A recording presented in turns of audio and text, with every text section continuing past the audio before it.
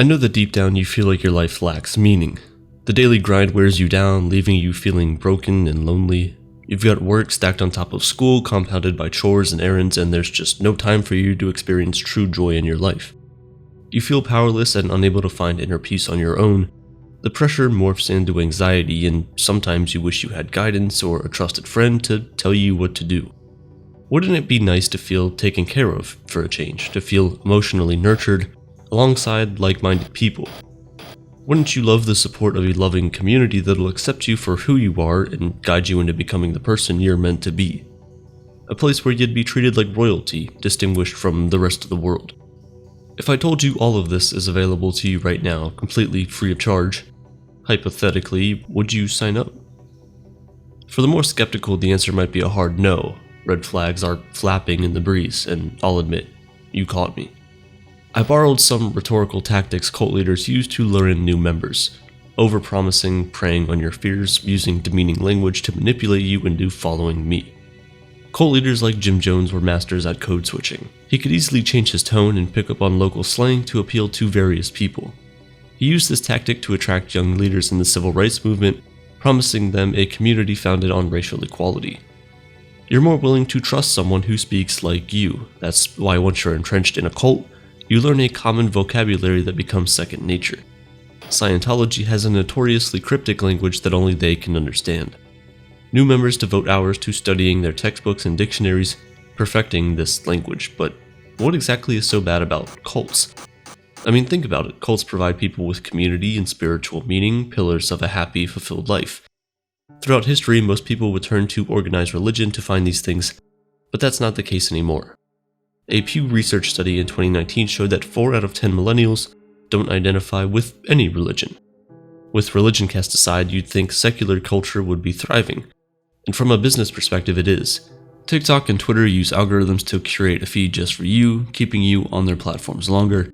Streaming services produce endless shows and movies, making it impossible to see everything, regardless of how many hours of TV you watch every night.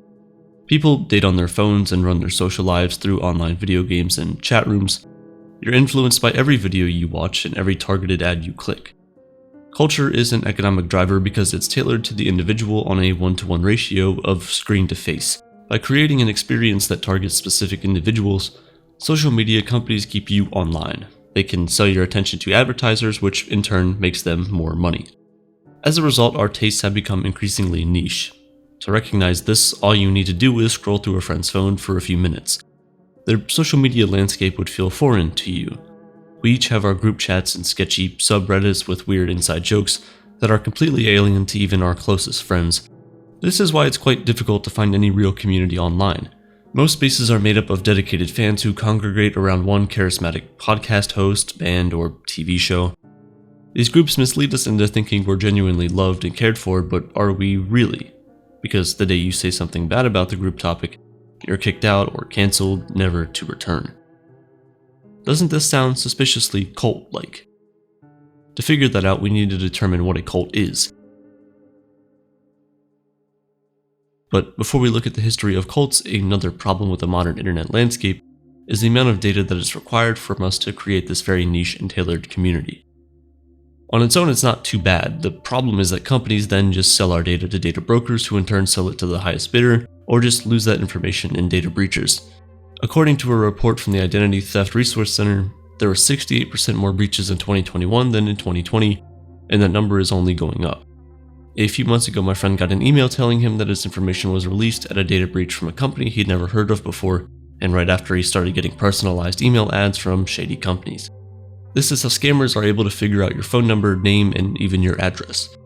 The good news is that you can get these data brokers to delete the information they have about you. Sadly, to do it manually could take years, but that's why I love using the sponsor of today's episode, Incogni. All you have to do is create an account and grant them the right to work for you, and that's it. Incogni will reach out to data brokers on your behalf to request all your personal data be deleted and deal with any objection from the data brokers. To get started, sign up using the link in the description. The first 100 people to use code Aperture with the link below will get 60% off Incogni. It's completely risk-free for 30 days, so I encourage every one of you to at least give it a try, and if you're not happy, you get a full refund anyway. But I can assure you, when you see just how many data brokers have your information, you'll definitely want to keep your subscription. Back to our story. The word cult is derived from the Latin word cultus, which means to tend or take care of. You'll see it in words like culture and cultivate, which bring up mental images of flourishing, interconnected webs of life. A farmer cultivates his field for the next growing season. A scientist studies a bacterial culture under her microscope. Popular culture from TVs, movies, and books give people common reference points to relate to one another. Cults work similarly. They thrive off the close relations between members. Okay, maybe that's how cults worked originally, but it's certainly not what most of us think of when we hear the word. In 1978, Jim Jones convinced over 900 of his followers to take their own lives. Around a decade earlier, Charles Manson instructed some of his members to execute 8 people, including a pregnant Sharon Tate. These historic touchpoints transformed the world as we know it today. Religious studies scholar Rebecca Moore says that now, cult is only used to describe undesirable groups that terrify us and pervert social norms. Scientology, Heaven's Gate, the Moonies. This is what cults have become, organizations that prey on the vulnerable, cut them off from their families, and engage in all kinds of abuse. This type of cult behavior is sensationalized, covered in the news cycle, molded into films and docuseries. People are obsessed with cults. The more horrific, the better. But by focusing our attention on the most sensational cults that most people won't willingly join, we ignore the more subtle cults. Ones that could also be dangerous, maybe even more, because we will look at them through rose-colored lenses, so the red flags just look like flags. The word cult isn't completely taboo. We use it colloquially all the time. You might use it to describe your grandma's knitting club or your sister's pickleball league, often as a joke. In these situations, we're communicating the bonds people form around their niche interests. Sometimes these groups look insular to outsiders who don't know the lingo or social codes. It can be strange to observe from the outside. When she's with her knitting friends, Grandma suddenly sounds like she's speaking gibberish. The etiquette of the pickleball court still eludes you even after your sister has explained it 100 times. The connections these groups make mimic those made by members of more nefarious cults. A shared goal, insider language, and us versus them dynamic. Though Grandma isn't wielding dictatorial power with those knitting needles, nor is your sister using unsavory methods to lure new players into the court. I hope, at least. These, for the most part, are harmless cults. What I'm saying in essence is that cult-like behavior falls on a spectrum, with your grandma and sisters groups described as ethical cults on one end, and Charles Manson's and Jim Jones described as destructive cults on the other. Ethical cults are honest about their beliefs and membership is low stakes. The diehard fans of a sports team or boy band might form ethical cults, what we call fandoms, around what they love. It's a group of people who share a sense of meaning and fulfillment around a shared special interest. Leaders might emerge like the leader of the fan club or a YouTuber that knows insider secrets about the band, but they don't tend to wield their power in overly manipulative ways. These cults nourish people and give their lives meaning, even if that meaning is Taylor Swift. It sounds silly, any boomers right now watching are most likely shaking their heads, but it's a good metric that qualifies our interactions with media today. Falling down rabbit holes and watching live streams, these activities become ceremonious, participatory actions in what you love. It's not pointless or mind-numbing, you are bringing yourself closer to something you consider godlike. Offline, ethical cults provide a break for those tired of too much screen time. Exercise outfits like CrossFit, SoulCycle, and hot yoga have amassed devout followers. Even scholars at the Harvard Divinity School have recognized these trendy workout crazes as a fundamental part of America's modern religious landscape. But anything from Dungeons to Dragons to cosplaying to drag performance can similarly affect groups of people. If a group enjoys an activity enough, it has the potential to morph into an ethical cult, which is kind of beautiful. Look at your own life. What do you do that gives you peace and happiness? Are you part of any clubs or take part in hobbies that make you feel complete and give your life meaning? You might be in a cult, an ethical cult, without even knowing. The problem starts when the pendulum swings the other way and the ethical cult stops being so ethical. There's an African proverb that says, "Who the gods want to kill, they first make mad." That's what the unethical cults do. They lie to you and gaslight you so much that you lose self-awareness and cognitive ability.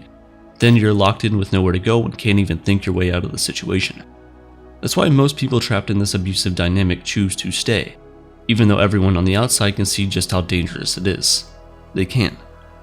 They've lost their perception of reality.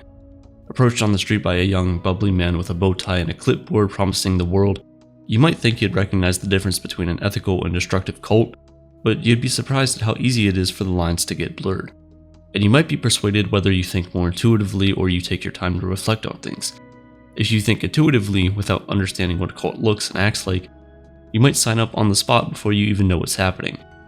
If you reflect and think things through, you might initially laugh at discussing your salvation with a stranger on the street, but when you're home alone, you might take a quick look at the literature and think that maybe, just maybe, he was making some valid points, and before you know it, you're attending meetings, ascending the spiritual leader one payment at a time, and boom, you're a cult member.